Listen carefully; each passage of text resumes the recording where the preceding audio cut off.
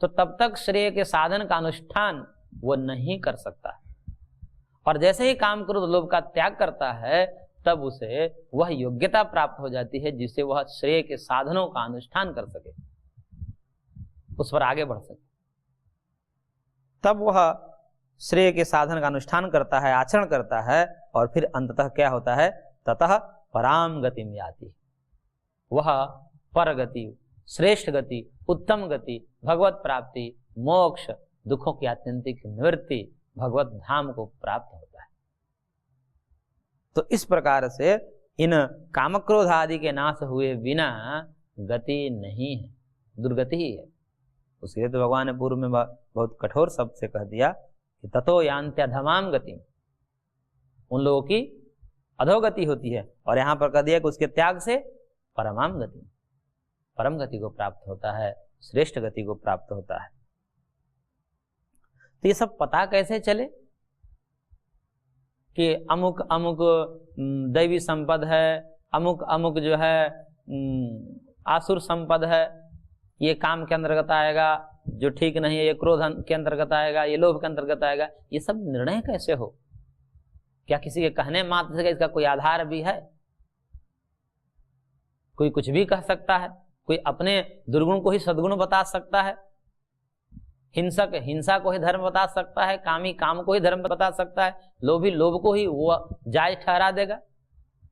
अपने तर्क से वो व्यक्ति जहां रमण कर रहा है, जिस स्थिति में है, चाहे वो दुर्गुण की स्थिति में क्यों न हो, उस स्थिति को भी तर्क बल पे सिद्ध कर देगा, जायज ठहरा देगा, और सामान्य व्यक्ति चुप हो जाएगा। एक बात तो सही कर, क्या बोले इसके आगे?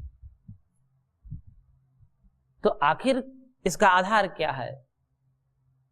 कहां हम खोजें इसको? किस आधार को लेकर के हम चलें ताकि वहां से काम क्रोध लोभ ये नरक के द्वार सिद्ध हो सके? कौन से काम उचित है, कौन से काम त्याज्य हैं, कौन से क्रोध उचित है, कौन सा क्रोध त्याज्य है, कौन सा लोभ उचित है, कौन सा लोभ त्याज्य है? इसका आधार क्या है? तब भगवान बहुत ही प्रसिद्ध श्लोक है, इन 2 श्लोकों में कह रहे हैं, यह शास्त्र विधि उत्सृज्य वर्तते कामकारतः न स सिद्धिम अवाप्नोति न सुखम न पराम गतिम तस्मात् शास्त्रम प्रमाणम ते कार्य व्यवस्थितौ ज्ञात्वा शास्त्र विधानोक्तम कर्म कर्तुम इहार्हसि। करे भगवान की इसका आधार शास्त्र है। यह शास्त्र विधि उत्सृज्य, शास्त्र का तात्पर्य यहाँ पर वेद है, क्योंकि वेद ही समस्त धर्म का मूल है। तो वेद ही शास्त्र का मतलब शास्त्र योनित्वात्, एक सूत्र है ब्रह्म सूत्र में, शास्त्र का मतलब वेद है। तो वेदो अखिलो धर्म मूलम, वेद ही समस्त धर्म का मूल है, इसलिए धर्म का मूल शास्त्र को समझना चाहिए, वेद को समझना चाहिए। और यह शास्त्र में उत्सृज्य यानी कि वेदम उत्सृज्य, जो वेद का त्याग करके, वेद का त्याग करके यानी कि वेद विधियों को, शास्त्र विधि मतलब वेद विधि, वेद विधि को उत्सृज्य छोड़ करके, त्याग करके कामकारतः वर्तते, कामकारतः मतलब मनमानी आचरण करता है। वेद को तो एक तरफ कर दिया, उनकी विधियों का कोई पता नहीं है, क्योंकि वेद को ही अप्रमाणिक मान लिया, और वेद को अप्रमाणिक मान लिया, और वेद को अप्रमाणिक मान करके कहते हैं कि सब वेद तो क्या है, ये वेद तो धूर्तों के रचे हुए हैं। जैसा कि चार्वाक कहता है, त्रयो वेदा कर्तारः भांड धूर्त निशाचराः, गाली देता है वेद को कि सब भांड धूर्त निशाचरों के द्वारा ये तीनों वेद लिखे गए हैं। अब ऐसे गाली देने वाला वेद की विधि का अवलंबन करेगा? नहीं लेगा। तो वेद की विधियां ही व्यक्ति के श्रेय का साधन है, और उसको तो गाली दे दिया, उसको अप्रमाणिक मान लिया, तो उनकी विधियों का वो पालन कैसे कर सकता है? तो इस प्रकार से वेद विधियों को छोड़ करके, त्याग करके जो मनमानी आचरण करता है, जो मन में आया वही करते जा रहा है, वही उसके लिए धर्म है। तो करेंगे यदि ऐसा कर रहा है तो न स सिद्धिम अवाप्नोति, वो किसी प्रकार की सिद्धि को प्राप्त नहीं कर सकता, न सुखम, न किसी प्रकार के सुख, चाहे इहलौकिक या पारलौकिक। इहलौकिक तो चलो पूर्व जन्म के पुण्य से हो भी जाए, लेकिन वो भी ज्यादा दिन टिकता नहीं, वो ज्यादा दिन टिकता नहीं। तो सुख न इस लोक में हो सकता है, न परलोक में हो सकता है, न पराम गति में, यानी कि श्रेष्ठ गति मोक्ष भगवत प्राप्ति तो छोड़ ही दीजिए, वो तो बहुत दूर की बात है। तो इसलिए न सिद्धिम अवाप्नोति न सुखम अवाप्नोति न पराम गतिम अवाप्नोति, न सुख को प्राप्त कर सकता है, न सिद्धि को भी कोई प्राप्त कर सकता है, नहीं उसकी कभी श्रेष्ठ गति भगवत प्राप्ति होगी, ये मुश्किल है।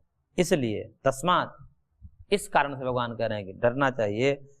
और ते यह कार्य व्यवस्थित हो, इस लोक में कार्य और अकार्य का व्यवस्था बनाने वाला, कि ये कार्य है करणीय है, ये अकार्य है अकरणीय है, ये विधि है ये निषेध है।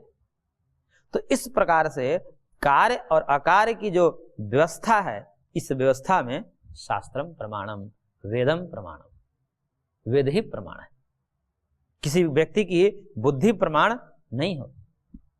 एवं ज्ञात्वा, इस प्रकार से भली भांति निश्चय हो जाना चाहिए कि ये धर्म और ब्रह्म वेदिक समधिगम्य है, एकमात्र वेद से ही जानने योग्य है, वेद के अतिरिक्त और किसी भी प्रमाण से जानने योग्य नहीं, एकमात्र वेद ही प्रमाण है। क्यों वेद प्रमाण है, इस विषय में बहुत सारे व्याख्याएं आचार्यों ने की है। क्योंकि धर्म कोई दृष्ट तत्व तो है नहीं, धर्म तो कोई दृष्ट तत्व है नहीं कि ऐसे आंखों से देखा जा सके कि ये देखिए धर्म है। धर्म अदृष्ट तत्व है, और वह अदृष्ट तत्व जो है प्रत्यक्ष का विषय है नहीं कि हम उनको आंखों से देख सके, इंद्रियों से जान सके। और जिनका प्रत्यक्ष नहीं है उसका अनुमान भी कुछ नहीं कर सकता है, क्योंकि अनुमान में कुछ लिंग चाहिए। जैसे धुएं को देख करके अग्नि का अनुमान कर लिया जाता है, तो वहां भी कुछ अंशों में प्रत्यक्ष होता है, और उस प्रत्यक्ष के आधार पर नियत संबंध को देख करके और फिर अदृष्ट अग्नि का ज्ञान कर लिया जाता है। परंतु यहाँ धर्म के विषय में तो कोई ऐसा कुछ एक अंश भी दृष्ट नहीं है जिसके आधार पर हम अनुमान भी लगा सके। तो धर्म का तो हम अनुमान भी नहीं लगा सकते, तो फिर कैसे जाना जाएगा? तो कहते हैं कि ऐसे विषय हैं जिसको हम न प्रत्यक्ष से जान सकते हैं न अनुमान से जान सकते हैं, ऐसे विषयों को भी जनाने का एकमात्र साधन है शास्त्र, वेद है। प्रत्यक्षेण अनुमित्या वा यस्तु उपायो न बुध्यते एनम वेदन्ति वेदेन तस्माद् वेदस्य वेदता। आचार्यों ने कहा है कि जो पदार्थ प्रत्यक्ष और अनुमान से भी नहीं जानने योग्य है, जिसको नहीं जाना जा सकता, उसको भी जना देना यह वेद का वेदत्व है। वेद की उपयोगिता क्या है? कि ऐसे धर्म ब्रह्म स्वर्ग इत्यादि विषय ये किसी की बुद्धि से उत्पन्न हुई है? किसने देखा है? स्वर्ग किसने देखा है? भगवान को किसने देखा है? मोक्ष को किसने देखा है? क्योंकि जिसने देखा है जो मोक्ष में गया वो तो आया नहीं, बताएगा कैसे? जो स्वर्ग में गया वो तो चला ही गया, आकर बताएगा कौन? कैसे पता चला? तो ये सब वेद ने बताया। अग्निहोत्रम जुह्यात् स्वर्ग कामः। अब देखिए, अग्निहोत्रम जुह्यात् स्वर्ग कामः ये वेद वाक्य है, और वेद ने कह दिया कि स्वर्ग की कामना जिसको है वो अग्निहोत्र करें। अब यहां पर स्वर्ग ही अदृष्ट है, स्वर्ग ही अदृष्ट है, कोई दृष्ट तो है नहीं। कहते हैं कि मरने के बाद स्वर्ग मिलेगा, अभी अनुष्ठान करेगा जीवन भर अनुष्ठान, तो मरने के बाद स्वर्ग मिलेगा। क्योंकि ऐसी विधियां आती है कि उन यज्ञ पात्रों के साथ जीवन भर जिस यज्ञ पात्रों से यज्ञ किया, उन यज्ञ पात्र जो अग्निहोत्री होते हैं, उन अग्निहोत्री के शव के साथ उन लकड़ी के जो यज्ञ पात्र बने होते हैं उनको भी जलाना पड़ता है। और उनकी विधि है कि सुरवा कहाँ रखी जाए, चमच कहाँ रखा जाए, किन किन अंगों पर रखा जाए, दाहिनी भुजाओं के पास क्या रखा जाए, बाईं भुजाओं के पास सीने पर क्या रखा जाए। इस प्रकार से उन पात्रों का चयन किया जाता है, जिसे पात्र चयन विधि कहते हैं। तो उस पात्र चयन विधि तक ये पूरे अग्निहोत्र की विधि मानी जाती है। यानी कि केवल मान लीजिए कि हमने जीवन भर अग्निहोत्र कर लिया और मरते समय पात्र चयन नहीं हुआ, उसके शव के साथ उन पात्रों को जलाया नहीं गया, तो कहते हैं कि विधि अधूरी हो गई, और विधि अधूरी हो जाने से फल की प्राप्ति नहीं होगी। स्वर्ग नहीं मिलेगा। इसलिए वहां पर मंत्र आता है, उस मंत्र में ये कहा गया है कि वह यजमान जो है यज्ञ आयुधों से सुसज्जित होकर के मानव स्वर्ग की विजय प्राप्त करने जा रहा है।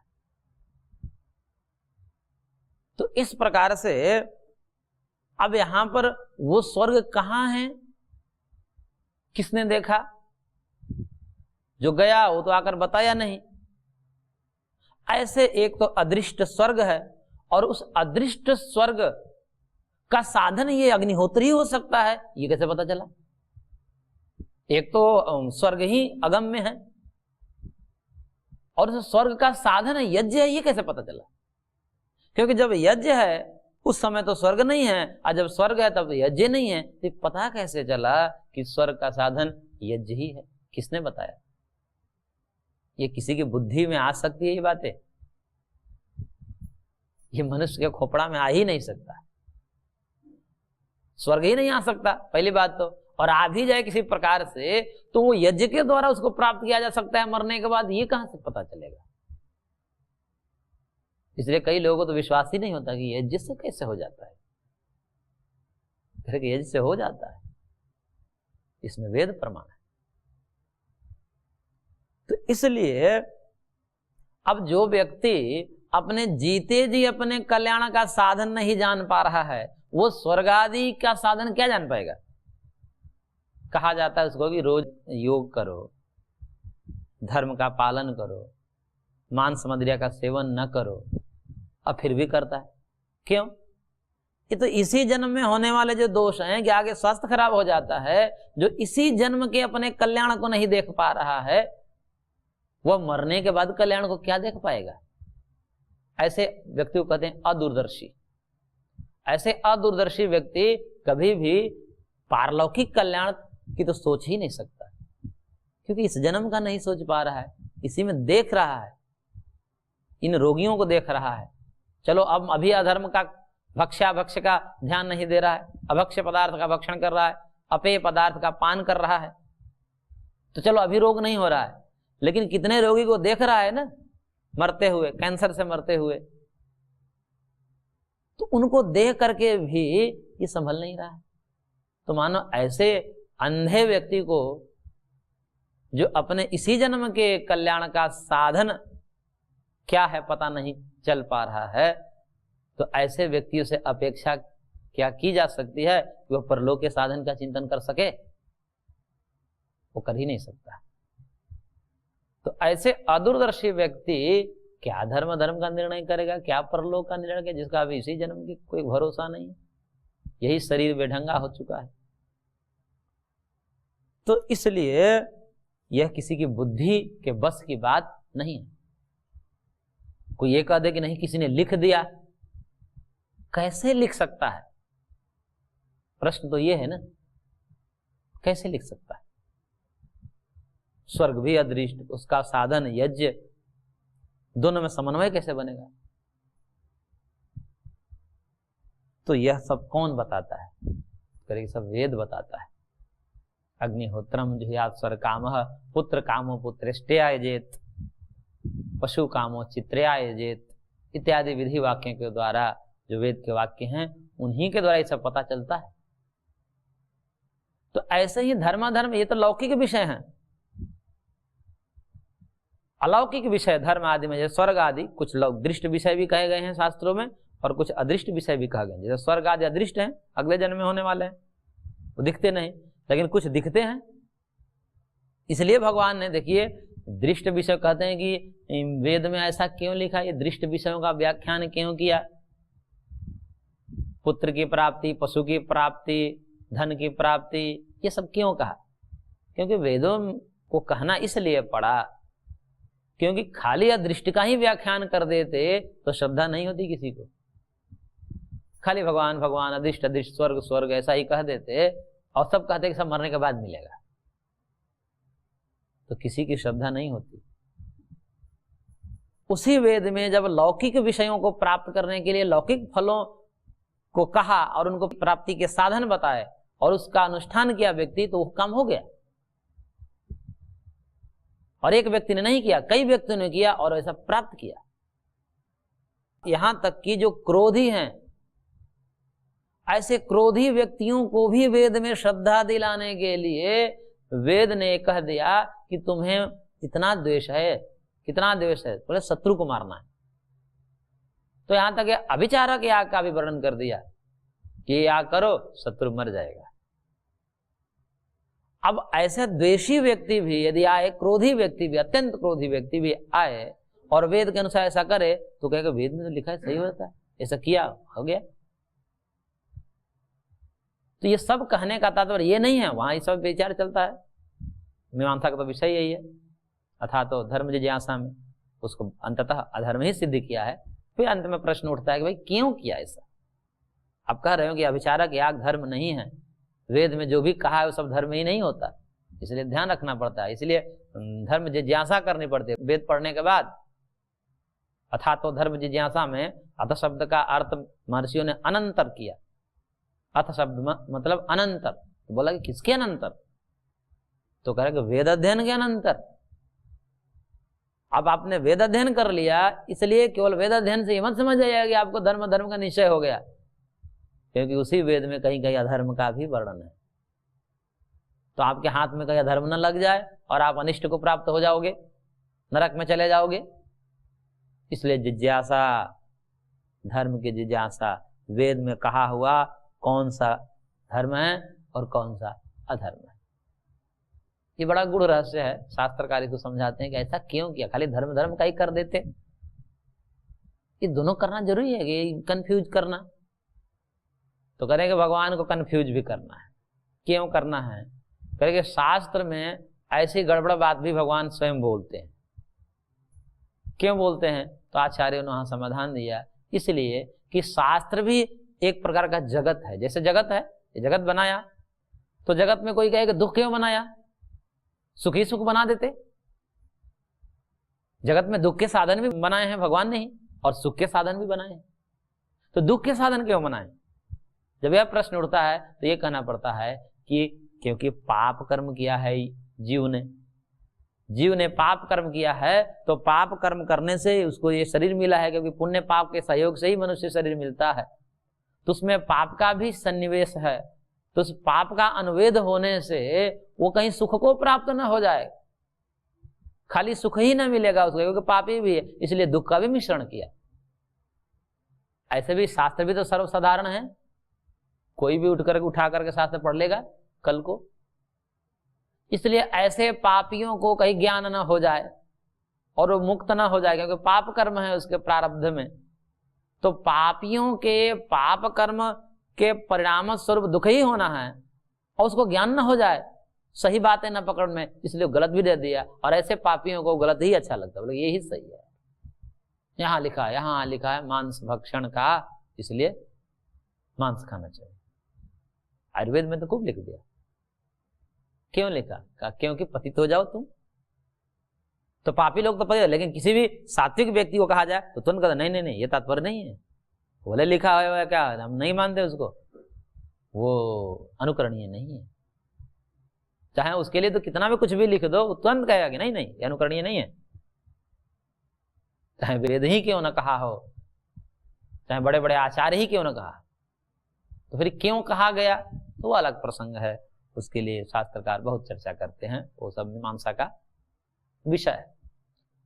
तो प्रसंग हरा हो जाएगा, इसलिए हम वहां न जा करके बस इतना कहना चाह रहे हैं कि जो वेद है वही एकमात्र धर्म का आधार है, क्योंकि वेद से अतिरिक्त जाएंगे तो फिर उसके लिए शास्त्रकारों ने एक बहुत बढ़िया दृष्टांत दिया और कहा कि ये तो ऐसे ही हो जाएगा कि वेद को छोड़ करके और धर्म अधर्म का निर्णय किसी एक व्यक्ति के हाथों में दे दिया जाए, और व्यक्ति बताएगा, तो ये ऐसा ही हो जाएगा कि जैसे बंदर के हाथ में उस तरह पकड़ा देना, वो अपना ही गला काट लेगा, अपने ही क्षति कर लेगा, क्योंकि व्यक्ति को पता नहीं, इतना अदूरदर्शी है, इस जीवन के कल्याण का तो पता ही नहीं है, तो परलोक का कहां से पता होगा। इसलिए इन सारे विषयों को वेद के ऊपर छोड़ दिया जाता है, और इसलिए भी कहा जाता है क्योंकि मनुष्य चाहे कोई भी हो, देखिए महर्षि जो कि शुद्ध अंतःकरण वाले होते हैं, जिनको किसी प्रकार कोई राग द्वेष नहीं होता, लेकिन वह भी धर्म के विषय में कहते हैं कि मेरा मत प्रमाण मत मानना।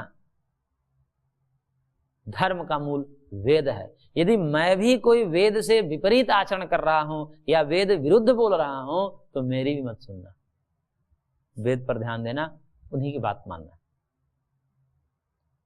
तो वेदानुकूल यदि शास्त्र है, वेदानुकूल यदि कोई परंपरा है, वेदानुकूल यदि कोई गुरु है, तो उन्हीं को मानना चाहिए। इसलिए वेद पढ़ना आवश्यक। और वेद पढ़ने के लिए फिर दर्शन शास्त्र आदि पढ़ने आवश्यक, तब पता चल जाता है। नहीं तो धर्म जिज्ञासा कैसे करेंगे। मीमांसा आदि शास्त्र इसके लिए बहुत उपयोगी है। उसको पढ़े बिना धर्म का निर्णय करना बड़ा मुश्किल होता है। तो इस प्रकार से भ्रम, प्रमाद, विप्रलिप्सा, कर्ण पाठवादि दोषों से युक्त जो व्यक्ति है, वह व्यक्ति कुछ भी बताएगा तो अधर्म ही बताएगा, अपनी वासना के अनुरूप उपदेश करेगा। और परमात्मा कैसे हैं तो कहते हैं कि धर्म, भ्रम, प्रमाद, विप्रलिप्सा, कर्ण पाठवादि दोषों से सर्वथा निर्मुक्त है। और उन्हीं की साक्षात वाणी वेद होने से वेद को स्वतः प्रमाण माना जाता है। कि वेद कैसा प्रमाण है, बोलेंगे स्वतः प्रमाण। वेद को प्रमाणित करने के लिए किसी प्रमाणांतर की आवश्यकता नहीं है। जैसे सूर्य को देखने के लिए किसी दीपक या किसी टॉर्च की आवश्यकता नहीं होती। सूर्य, सब वस्तुएं दिख रही हैं, इसका मतलब सूर्योदय हो चुका है। अब कोई व्यक्ति सूर्य को सिद्ध करने के लिए दूसरा कोई प्रकाश वाला वस्तु लाए और उसको जलाकर देखे और तब कहे कि नहीं, तब मैं मानूंगा कि सूर्य है, करे कि नहीं, ये पागलपन है। सूर्य से सारी वस्तुओं की सिद्धि होती है, लेकिन सूर्य की सिद्धि कैसे होती है तो कहते हैं स्वयं सूर्य से ही होती है, उसके लिए अब किसी प्रकाश की आवश्यकता नहीं है। ऐसे ही समस्त कर्तव्य का बोध, उसकी सिद्धि वेद से होती है। लेकिन वेद की सिद्धि किससे होती है, वेद की प्रामाणिकता किससे होता है तो कहने कि स्वयं वेद से ही होता है। यानी कि वेद को प्रमाणित करने के लिए किसी अन्य प्रमाण की, अन्य शास्त्र की, अन्य गुरु उपदेश की आवश्यकता नहीं है। अभी तो वेद स्वतः प्रमाण है। इसलिए महर्षि कपिल ने एक सूत्र दिया और उसमें कहा कि निज शक्त्यभिव्यक्ते है स्वतः प्रामाण्यम, कि वेद में अर्थावबोधन की क्षमता नित्य होती है। इस कारण से वेद में स्वतः प्रामाण्य है। कोई आकर कहे वेद को प्रमाणित करे तब वेद प्रमाणिक होगा, ऐसा नहीं है। वेद यदि कहेगा कि हाँ तुम प्रमाणिक हो, तुम अप्रमाणिक हो, तो व्यक्ति में प्रामाणिकता अप्रमाणिकता वेद से आती है, न कि व्यक्ति से प्रामाणिकता अप्रमाणिकता वेद में आती है, ऐसा नहीं। तो इस प्रकार से भगवान ने यहाँ पर शास्त्र को आधार बनाया। तस्माद शास्त्रम प्रमाणम थे, कार्य अकार्य व्यवस्थित हो, कार्य अकार्य की व्यवस्था में शास्त्र यानी कि वेद ही प्रमाण है और कोई प्रमाण नहीं है। इसलिए कह रहे भगवान कि ज्ञात्वा, ऐसा जान करके, भली भांति पढ़ करके वेद आदि पढ़ना इसलिए भी आवश्यक है। ज्ञात्वा शास्त्र विधान उत्तम है, शास्त्र विधि में जो, शास्त्र में जो विधि का कथन किया गया है उसको जान करके कर्म कर तुम अर्हसि, कर्म करने में यानी कि सुकर्म, कर्म का मतलब सुकर्म करने में व्यक्ति योग्य होता है। नहीं तो सर्वथा अयोग्य ही हो जाएगा, पता ही नहीं चलेगा उसको, पता ही नहीं चलेगा कि मेरा साधन, इष्ट का साधन क्या है। वो कहीं अनिष्ट के साधन ही कर बैठेगा और उसे उसको दुख हो जाएगा। जैसे बालक को पता नहीं होता, वो सांप को भी पकड़ लेगा, उसको पता नहीं, वो आग में भी हाथ डाल देगा, तो इसलिए अनिष्ट हो जाता है। इसलिए वहां पर बड़े बुजुर्ग उसको समझाते हैं, डांटते हैं, उसको वहां से दूर रखते हैं, तब जाकर के वो अनिष्ट से बचता है। तो ऐसा ही वेद के आगे तो सब बच्चे ही हैं, चाहे कितने बूढ़े हो, कितने विद्वान हो, वेद के आगे तो सब बच्चे ही। तो वेद रूपी जो परम प्रमाण है उसी को आधार मान करके, उसी को जान करके, उसमें बताई हुई जो विधियां हैं, कही हुई जो विधियां हैं, जो हमारे श्रेय का साधन है, कल्याण का साधन है, सुख का साधन है, उसका ही आचरण करना चाहिए। कर्म कर तुम इहारहसि। तो इस प्रकार से इन 24 श्लोकों के द्वारा ये दैवासुर संपद विभाग योग यहाँ पर पूरा होता है। भगवान ने विस्तार से बताया, पहले दैव संपद को बताया, फिर विस्तार से असुर संपद को बताया। क्यों बताया? क्योंकि इससे हम दूर हो जाएं। और उसका भी मूल अंत में भगवान ने काम, क्रोध और लोभ, इन तीन को कहा। तो इस प्रकार से अंत में मूल बता दिया, तीन नरक के द्वार बता दिया, और इस प्रकार से कहा कि उसका भी आधार शास्त्र को मानकर चलना चाहिए। जो शास्त्र के विधियों से रहित होकर के करता है वह अनर्थ को ही प्राप्त होता है। तो इस प्रकार से यहाँ पर यह दैवासुर संपद विभाग योग नामक 16वां अध्याय पूर्ण होता है। ओम तत्सदिति श्रीमद्भगवद्गीतासु उपनिषत्सु ब्रह्म विद्यायाम योग शास्त्रे श्री कृष्णार्जुन संवादे दैवासुर संपद विभाग योगो नाम षोडशोऽध्यायः। हरि ओम तत्सत्, हरि ओम तत्सत्, हरि ओम तत्सत्।